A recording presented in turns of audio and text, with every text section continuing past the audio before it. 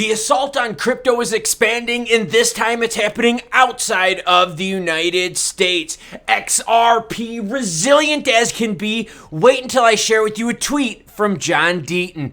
And XRP, Korea's doing the action now, but who's going to do it next to propel us even further? Let's start exploring. Hola, everyone. How are you doing this Monday morning? I feel like absolute shit. I got home at 4:30 last night from picking up my wife, my son, my daughter, and my grandson from the airport. Totally burnt out. By the way, did you catch what the whiteboard said in the previous segment? Interesting. I'll have more about it at the end. Bitcoin sit at 28,052. ETH under 1,800, 17.99. XRP, yes, down 2.4%. But still above 50. We're going to talk about it here coming up shortly. And XLM, under the 11 cent mark, but really, really close. We just need that one positive catalyst early this week to get the markets roaring. Deaton is asked to testify before the Maine state for the first crypto policy. I've talked about it before. States' rights versus federal rights. It's kind of the road it looks like we're going on down here in the United States. There's been a significant increase in the adoption of the crypto sector despite the tumultuous condition of the market. In a recent development, Senator Eric Brackley plans to introduce a new bill to allow digital currency transactions in Maine state financial institutions. States' rights versus federal rights. Breaking invites experts from the crypto industry to answer questions during the bill's first event hearing tomorrow, April 4th. Notably, the XRP community has chosen John Deaton to defend the acceptance of the digital currency by financial institutions. Should the bill receive approval, more individuals may adopt digital tokens for diverse transactions. States' rights, everyone. XRP bulls defending 50, upcoming breakout. I've been talking about this for a while. How significant it is that once XRP moves past 50, that it stays above it. Why crypto clients are being turned away by UK banks. Ooh, not the US, according to this report. Now remember, their new PM is supposed to be very pro-crypto, so people out there like, whoa, what is going on here? With NatWest and HSBC slashing the amount of funds customers can move to digital currency exchanges, and Barclays freezing Binance transfers, the future of crypto is looking bleaker than ever. In a report by Bloomberg, these companies have reportedly turned to the government and Prime Minister Rishi Sunak, expressing their dissatisfaction with the dire situation. Boy, this sounds a whole bunch like Gensler doing what he's doing. The irony is not lost on the community, as Sunak has been vocal about his plans to make UK a global hub for financial tech. However, the recent banking restrictions go against his vision. Listen to some of these. And if you want to see how crafty these banks are at keeping you out of crypto, let me read you just a couple examples here of what's happening. Remember, Gensler in the US is like, hey, you want to register with the SEC? It's one simple form, baby. And we learned that it was over 900 days and $2 million. I think the UK is doing the same thing. Edward Denizo, the founder of Savings Blocks, a crypto startup offering a range of portfolios for passive investors, revealed that he had difficulty securing his company's bank account. And remember, if you don't have cash, how the hell are you supposed to do this stuff? If you don't have a bank account. Same thing that's happening with cannabis in the United States. They can't have bank accounts. They have to do it in cash. I told you, states' rights versus federal rights. I've been on this way before every other channel out there. According to the report, Denizo was rejected by 7 of the 9 lenders he approached for a bank account. The 2 banks that accepted his application have bugged him for additional documentation, seeking details on how he monitors his clients' transactions.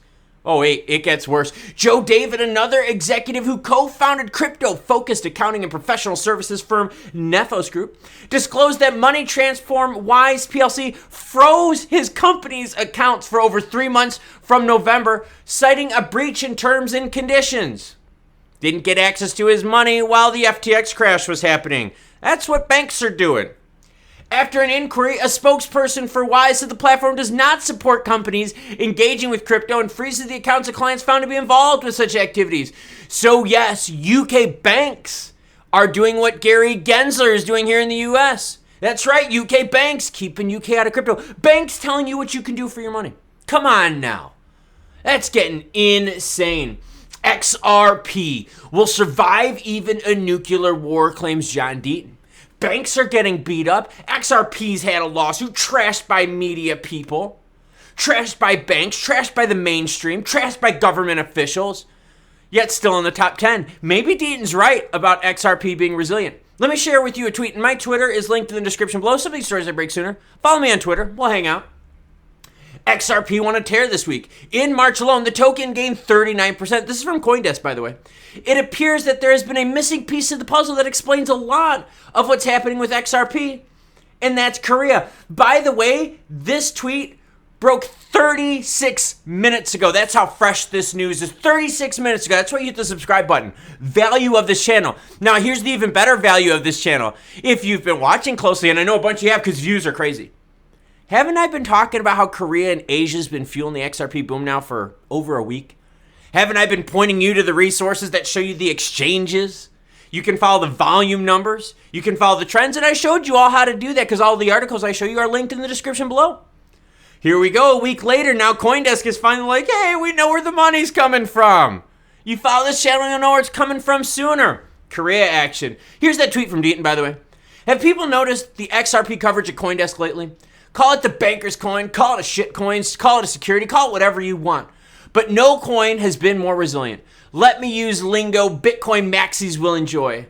XRP is a cockroach that even a nuclear war won't kill it. And you know what? Deaton is right. Because even if worst case scenario, Ripple Labs loses in the United States, obviously, the Koreans just showed us, yeah, we'll go on without the U.S. So now who else besides the Koreans are going to help us pump up XRP?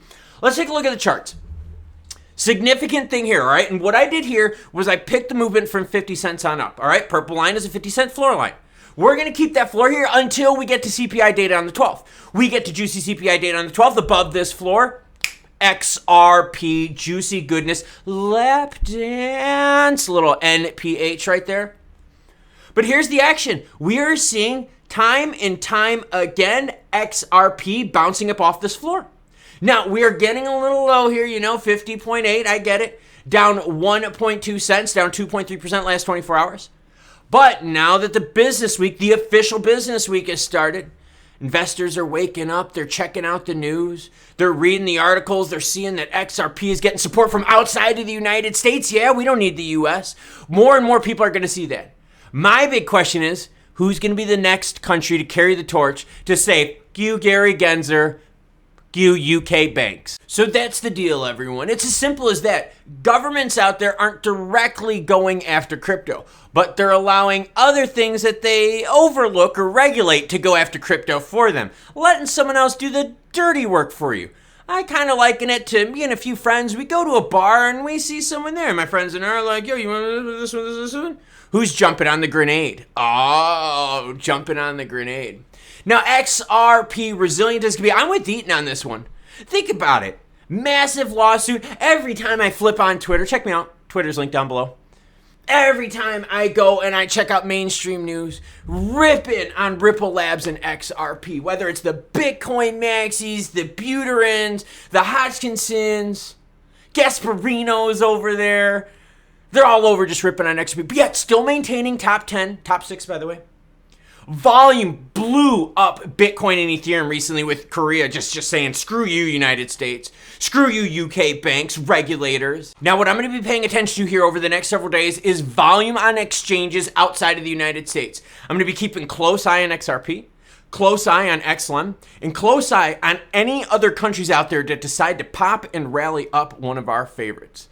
Now, up on the board, 6-minute goal time mile. I ran a mile yesterday to get my base time. I ran a 7:02. I am pissed. I suck.